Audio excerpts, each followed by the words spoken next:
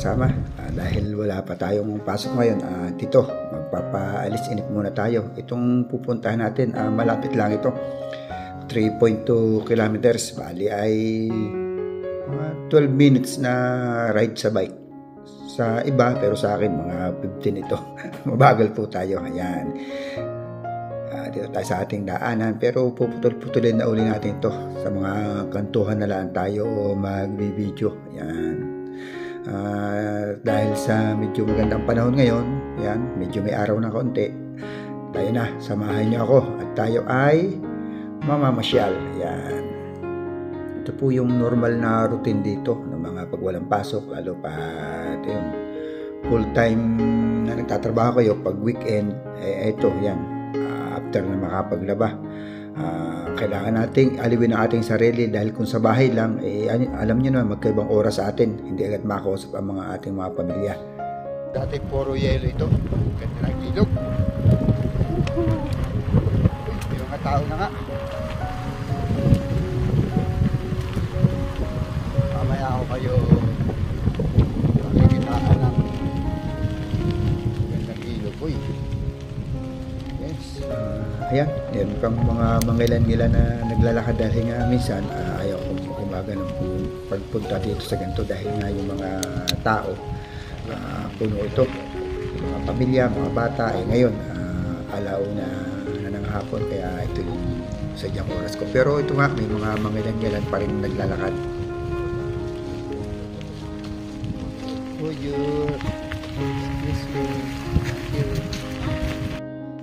Sa tunay po talaga, nung nasa Pilipinas ako, dagat talaga ang puntahan ko. Maligo, mag-dive. Pero dito, malayo ako sa dagat, kaya pero okay na. Talagang nakakawala ng pagod. Medyo naaaliw ng konti, dahil nga yung klema, yun, ang ganda yan. Kung makikita ninyo, talagang ma-miss kayo. Wala pa yan dahon, pero pag summer, lalo nang kinangganda nito. Dati nang huli kong daan dito, talagang puro yelo. Ngayon, dami namang kahoy, may panggatong. Dito po talaga masarap na mahirap sa Canada. Una, yung malayo kayo sa pamilya. Tapos yung sa kalagayan ko naman, nung pumunta ako dito, halos 50 years old na ako. Ayun nga, medyo sabi ko noon, hindi na ako abroad pag ganong edad na. So ito, narito ako ngayon sa Canada. Wala po talaga akong kabalak-balak na mag-abroad. Nag-abroad po ako, yun, namamasyal nga lang.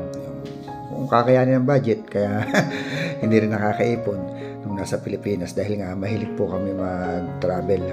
Ngayon, narito ako sa abroad para magtrabaho. Dahil nga ito, tingin natin nun sa Canada, kinaganda yon, masarap, maganda ang klima. Tama naman po, sobra pong ganda ng klima dito. Sa katunayan, may asthma po ako. Tapos may mga dala akong gamot. Yun nga, ang kagandahan, yung mga gamot ko, hindi ko na tinitake, dahil nga wala na akong nararamdaman. Tapos ito, nakapag-exercise pa tayo po, ang magandang advantage ng Canada. Tapos yung mababait naman po mga Canadian. Para din lang po sa atin, may mababait, may masungit, yan, intindihin na lang natin, bahala sila sa kanilang buhay. Ayan. Bali, mahigit 4 months pa lang po kami dito. December po kami dumating. Ayun nga, ito, puro adjustment pa.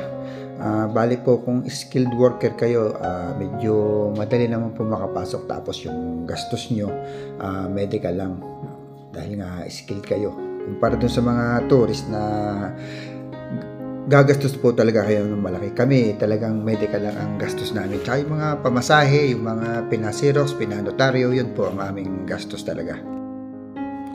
Yun nga lang po, medyo matagal yung processing. Ako halos inabot ng 1 year, dahil sa tunay po may scar po ako. Nag-under sputum test po ako sa St. Luke's. Yun po nagpatagal sa akin. Dahil po may scar ako. Dahil pag may scar kayo, kailangan mapatunayan nila na talagang scar lang yun. Kaya yun, medyo natagalan ako, dahil halos 3 months din po ang resulta ng sputum test. Sa tunay po talaga, okay naman yung trabaho ko diyan sa Pilipinas. Kaya yung pag-apply ko, chill-chill lang. Kung hindi ako matawag, kung matagal man siya, okay lang.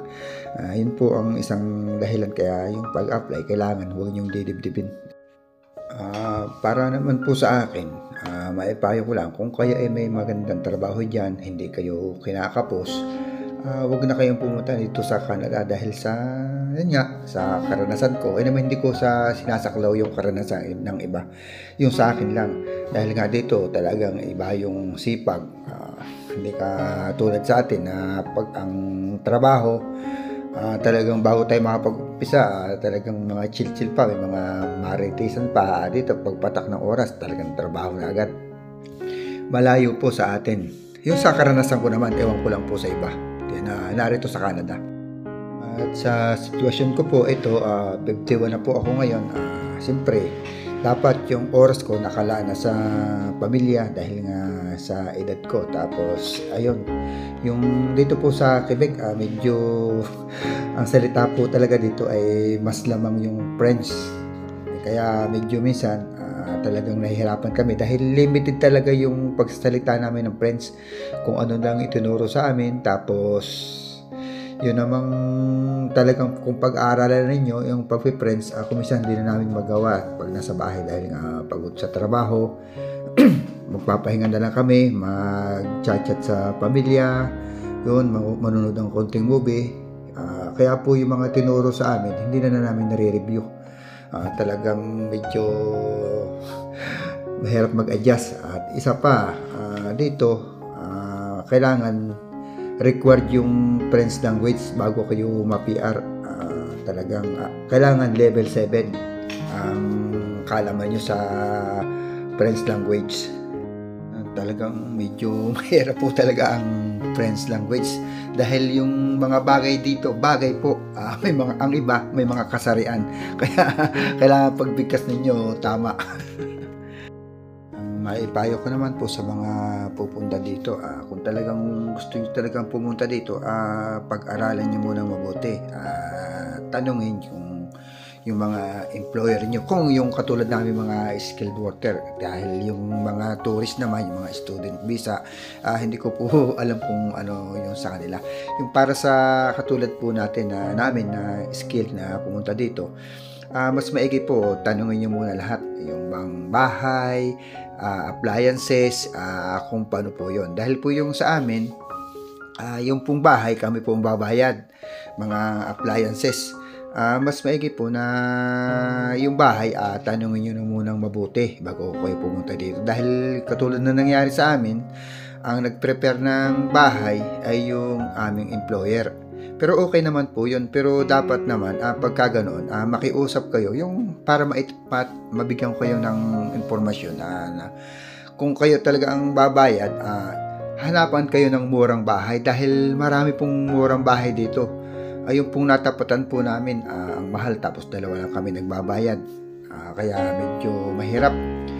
Talaga pong $1,500 Canadian dollar yung bayad namin buwan-buwan. Dalawa lang kami naghahati. Gano'n pong kalaki yun. Tapos pagdating namin dito, may mga bahay naman pala na mura lang, kompleto pa. Mga 800, dalawa kayo. Yun po ay may mga wifi pa, may libre na kuryente.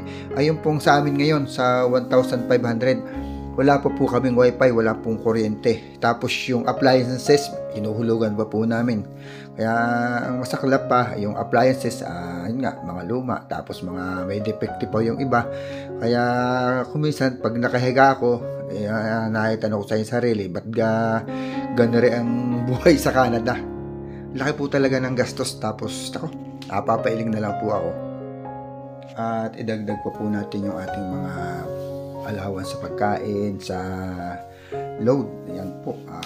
Ang sa akin po, ako ay naka 65 GB na sa isang buwan. Dahil nga wala akong wifi, pag po malimit ang gamit nyo, talagang mabibitin po kayo. Kaya ginagawa ko sa aking load, limited lang. Nakiki-wifi na lang ako doon sa aking mga kapitbahay pag mag-upload ako ng video. Yan. Pero kung ang gagamitin niya sa pag-upload, itong load natin na yung sa data natin, hindi ho makakatuloy ng isang buwan. Kaya ganun na lang ginagawa namin. Mga kasama tayong mga Pinoy dito na may mga wifi sa bahay. Yun nga, dahil marami silang magkakasama, kaya kaya nilang magbayad ng bahay. Nakakamura talaga kumpara sa amin. Tapos yung sa ngayon, wala pa po akong sasakyan. Ito lang si bike ang gamit ko. Kaya minsan pag naulan, may yelo, kailangan yung mag public transport yun po. Kailangan yung mag-load pa ng maglaan pa ng allowance para sa pamasahe. Talagang need po yan dito.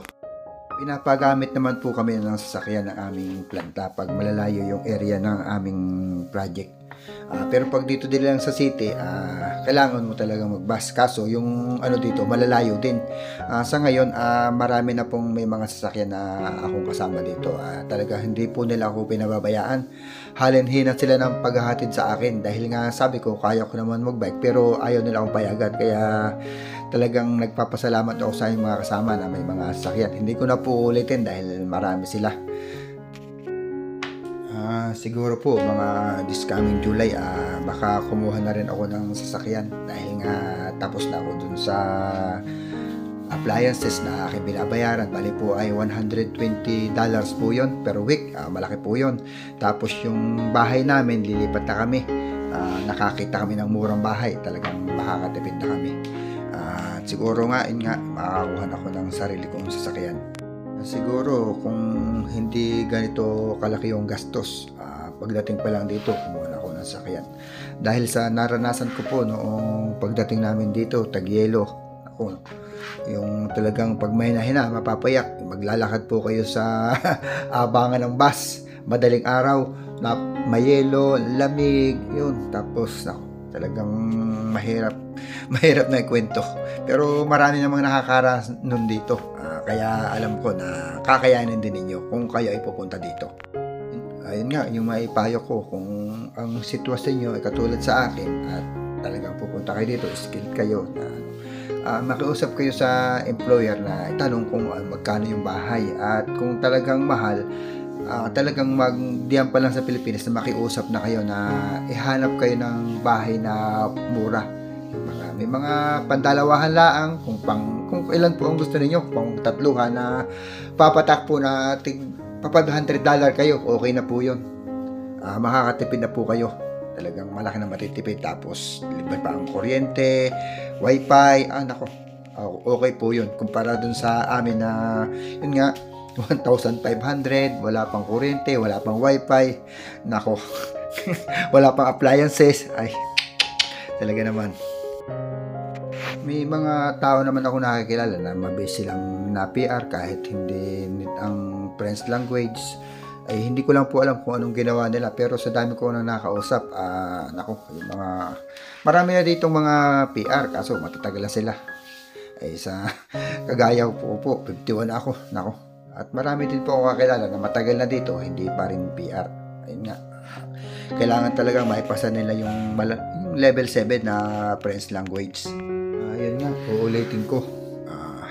Kung kayo ay nakakalugod diyan sa Pilipinas at na hindi man kayo kinakapos, ba't pa kayo pupunta dito? Pumunta kayo dito, turista, magbakasyon na lang kayo. Pero yung magtatrabaho, kayo, hindi ko naman sa sinasabihan kayo, mas maganda, dyan na lang tayo sa atin sa Pilipinas, kapiling pa yung pamilya. Dahil dito, pwede naman yung dalhin yung pamilya dito. Kaso nga lamang, iba yung sa sariling atin. Napapansin nyo naman, yung mga, siguro kung napapansin niyo yung mga nasa Canada, nasa Australia, ang pamilya, basta yung magagandang bansa, nasa United Kingdom, Europe, mapapansin niyo ang dalawang umuwi kumpara sa mga nasa Middle East na pwedeng 6 months, pwedeng 1 year.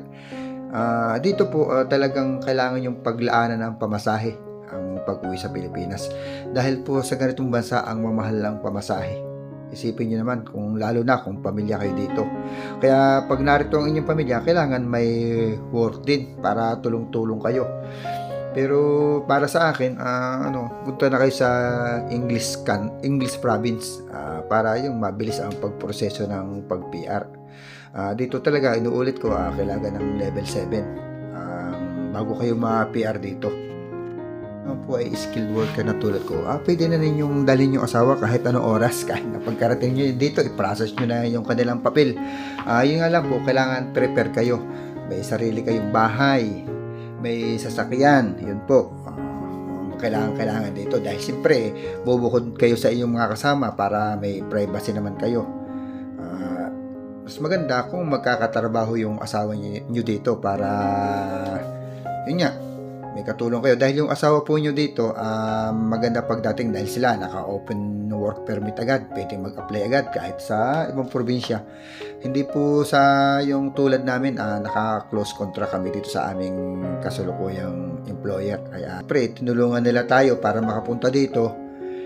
Sukulian naman natin ng sila ang gumastos po. Dahil nga, sinabi ko sa inyo na medical lang ang binayaran namin. Napakaliit dahil yung nag-shoulder ng mga lahat, mga Lamia, mga lahat sila po. Mga airline tickets sila po nag-shoulder. Kaya, kailangan po talagang sukulian po natin yung kanilang mga itinulong sa atin para makapunta dito.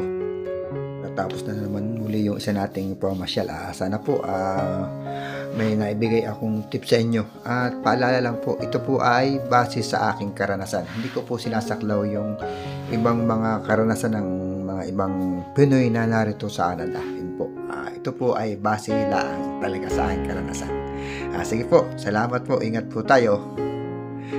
Ito na po yung kinat ko na. Ito na, malapit na tayo sa aking tirahan. Ito pong tirahan ko dito, kung kukumpara dun sa mga mura, itong area pong ito talaga maganda. Kaya sana hindi naman natin kailangan ang magandang bahay. Ang importante, hindi natulo, hindi walang problema pag tag-winter. Tayo po ay narito para maghanap buhay, hindi po para magpasarap. Yun po. Nagpapasarap po kami. Tulad nito, pamasyal, inaaliw ang sarili dahil nga malayo sa pamilya. At yung iba namang mga naritong pamilya, yun, ganun din ang ginagawa. Dahil nga malayo sila sa kamag-anak, talagang kailangan nating alawin ang sarili. Dito, yun, puro pamamasyal, ganito ang ginagawa. Kaya, kung makikita ninyo, yan, ito yung aming lugar. Yan, kumpara dun sa mga sinasabi ko sa inyo na may mga lilipatan namin na, yun, dito, yan, maganda talaga. Malaki yung aming apartment. Sabi ko nga lamang, narito tayo para maghanap buhay, hindi para magpasarap, kumayad ng magagandang mga tirahan. Ang importante talaga, yung may matirahan tayo na pag panahon ng taglamig, hindi tayo maapektuhan. Sige po, salamat, ingat kayo.